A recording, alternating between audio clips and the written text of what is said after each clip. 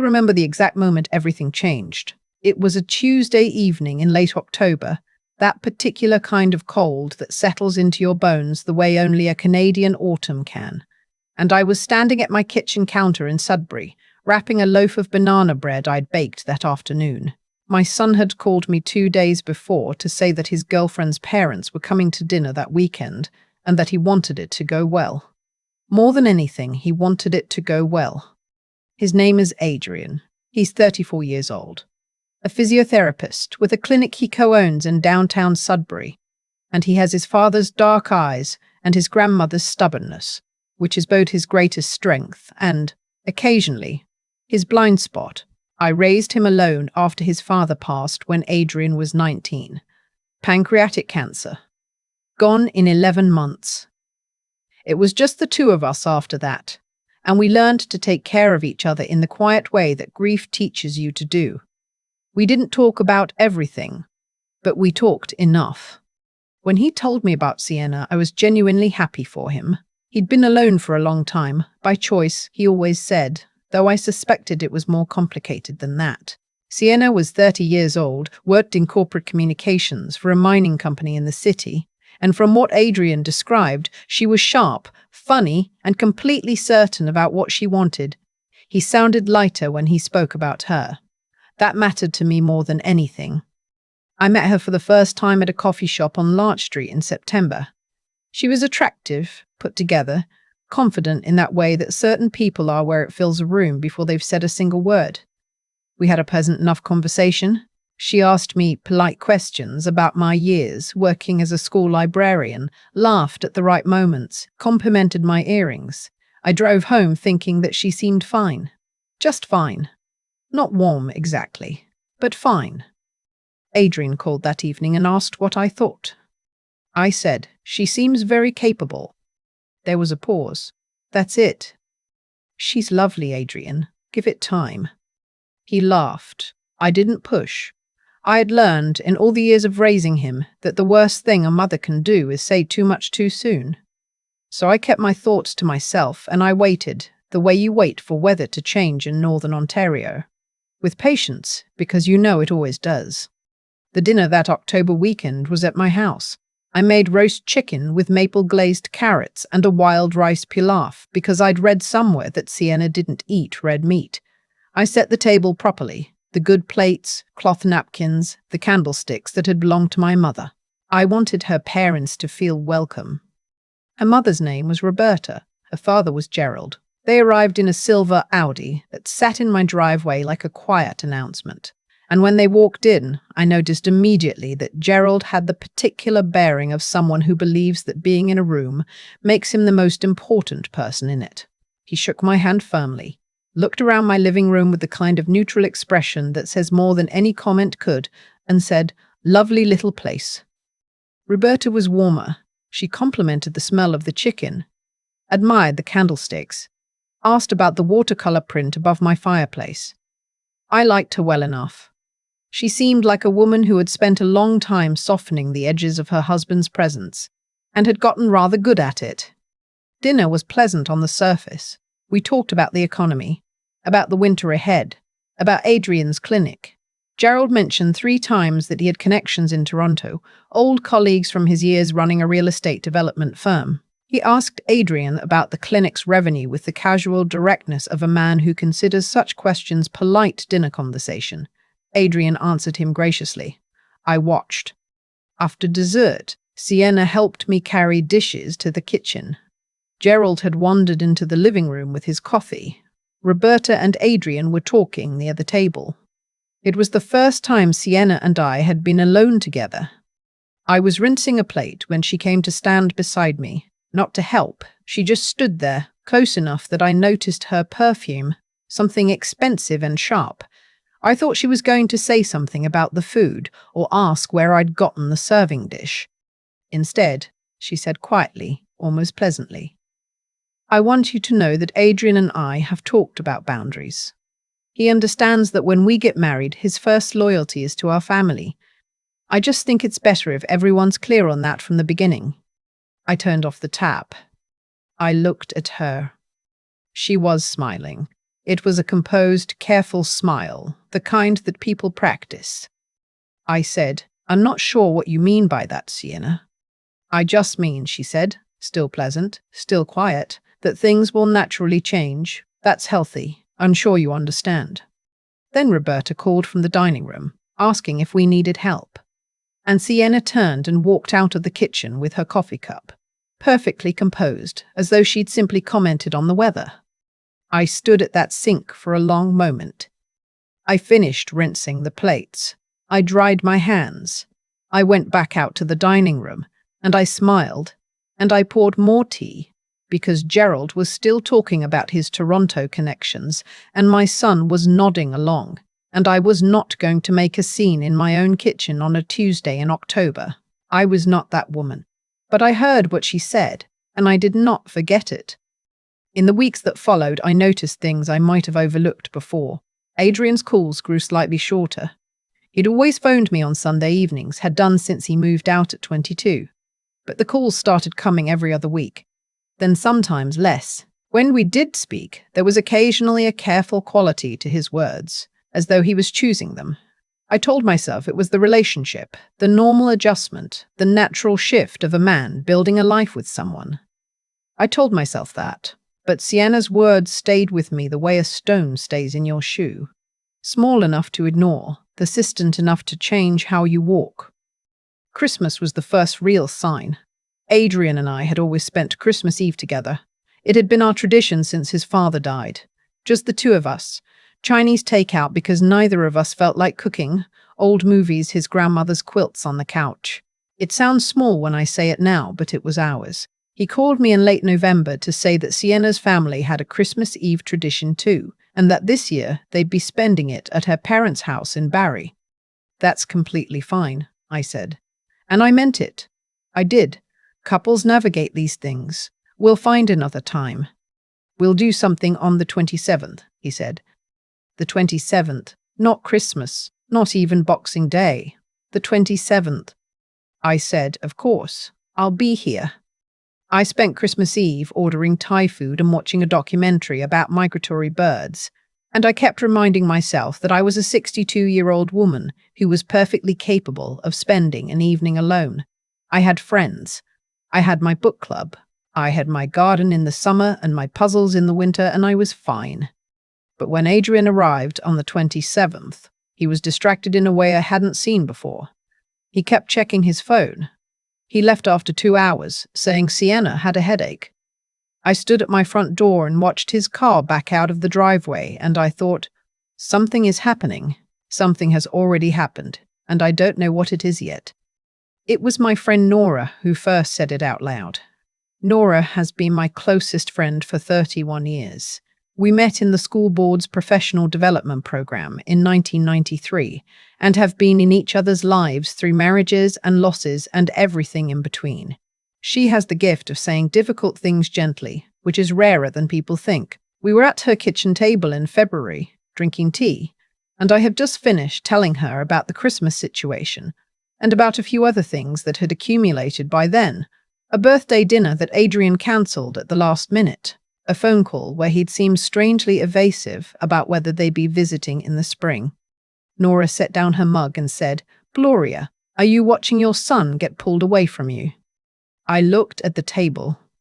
"Because that's what it sounds like," she said, "and I think you know it too."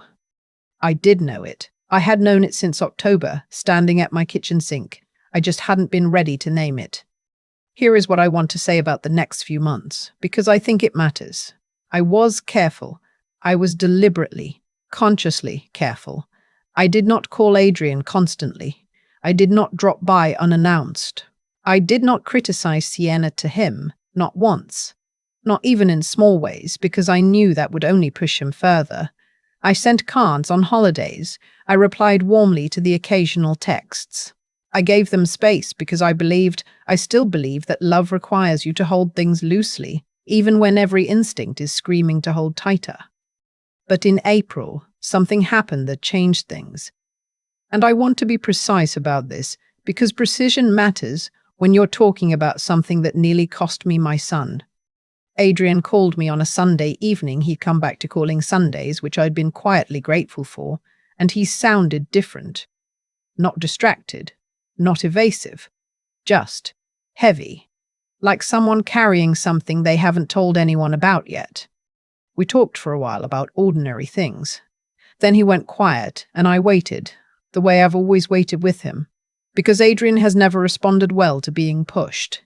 He thinks out loud eventually, if you give him room.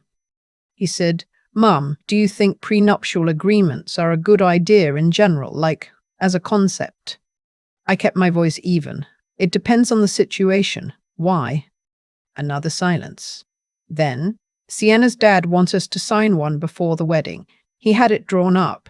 He gave it to us last week." I asked him if he'd read it carefully. He said he had glanced over it. He said it seemed straightforward. I asked him if he had a lawyer look at it. There was a pause that told me everything. He said, "I mean, it's just standard stuff." Gerald said, "It's just to protect both of us." I took a breath. I said, "Adrian, I need you to take that document to a lawyer before you sign anything. Not because I doubt Sienna, but because that's just what you do. Anyone will tell you that. Don't sign a legal document without independent legal advice. Will you do that?" He said he would. He sounded slightly defensive, the way he does when he knows I'm right, but isn't ready to fully admit it yet. I hung up, and I sat in my kitchen for a long time. I didn't know what was in that agreement, but I knew what I'd seen of Gerald at that dinner table. The easy way he talked about money, the quiet calculations in his eyes when Adrian mentioned the clinic's revenue, and I knew that a father who presents a prenuptial agreement without suggesting his future son-in-law get independent legal counsel is not a father looking out for anyone but himself. I called Nora.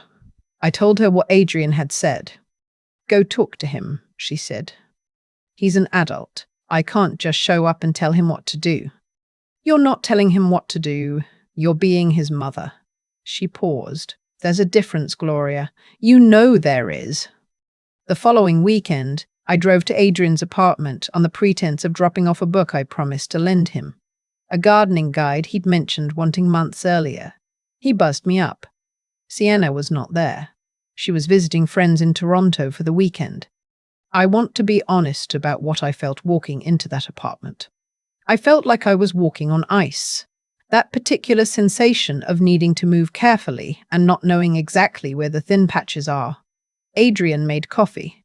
He seemed glad to see me, which helped. Whatever distance had grown between us, it had not swallowed everything. We talked in his kitchen for a while. Then, carefully, as carefully as I have done anything in my life, I said, "Did you talk to a lawyer about the prenup?" He looked at the table. "Not yet." "Will you?"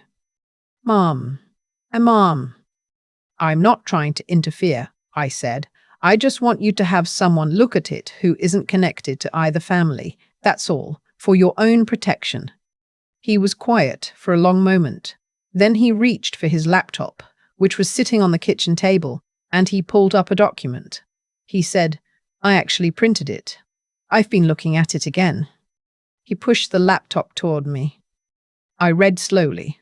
"I'm not a lawyer, but I am a woman who spent 30 years teaching children to read carefully, to notice what words actually mean, to look at what's written and not what you've been told is written. And what I saw in that document made me set down my coffee cup. There was a clause, tucked into a subsection about financial disclosure, that effectively gave Sienna's family first claim on any shared assets acquired during the marriage in the event of a separation, including the value of Adrian's clinic. The clinic he'd co-built over 7 years. The clinic that represented everything he had worked for since his father died. It wasn't language that screamed. It was language that whispered. But it was there. I looked up at my son. He was watching me. I said, "Adrian, I need you to take this to a lawyer, not because I'm asking you to call off the wedding or say anything against Sienna, but because this clause right here, I pointed to the paragraph, is not standard, and you deserve to have someone explain exactly what you're agreeing to." His jaw tightened. Gerald said. I know what Gerald said. I kept my voice quiet. I'm telling you what I see. Your father would have said the same thing. I don't say his father's name often. I said it then because it was true, and because Adrian needed to hear it, and because I knew it would land the way nothing else would. He closed the laptop. He didn't say anything for almost a full minute. Then he said, "Okay, I'll book something this week." He did. He called me 4 days later. He had seen a lawyer, a real estate and family law attorney in the city, who had reviewed the document and told him, in plain language, that the prenuptial agreement as written was heavily skewed toward protecting the financial interests of Sienna's family. The clinic clause was not standard. It was not, as Gerald had described it, a document designed to protect both parties equally. Adrian's voice on the phone was very quiet, the kind of quiet that comes after something large has shifted. He said, "Did you know this is what it said before I showed you?" I said, "No. I suspected something was wrong. I didn't know what." "Why didn't you just say something before, back in the fall?" "That's the question, isn't it? Why didn't I?" I said, "Because I didn't have anything concrete. Because you were happy. Because the last thing I ever want is to be the reason you walk away from someone you love. So I waited until I had something real to show you." He didn't say anything for a moment. Then, "I'm going to talk to Sienna." "Okay," I said. I don't know what she knew, or how much of this was her father. "That's a fair question," I said, "and it deserves an honest answer." What happened next was not something I had any part in. That's important to say. Adrian and Sienna had that conversation themselves, and I was not in the room. But he told me afterward, in pieces over the next several weeks, what had unfolded. Sienna had not known the full details of the clause. That was her honest answer, and Adrian believed her. But she had known that her father had written the agreement, had handed it to them, had framed it as routine without recommending that Adrian get his own counsel. And she had gone along with that without questioning it. Whether from loyalty to her father or from a kind of willful incuriosity, she hadn't pushed back. She hadn't said to Adrian, "Get a lawyer to look at this." She had let it happen. Adrian told her he needed the agreement rewritten from scratch, with independent lawyers for both of them.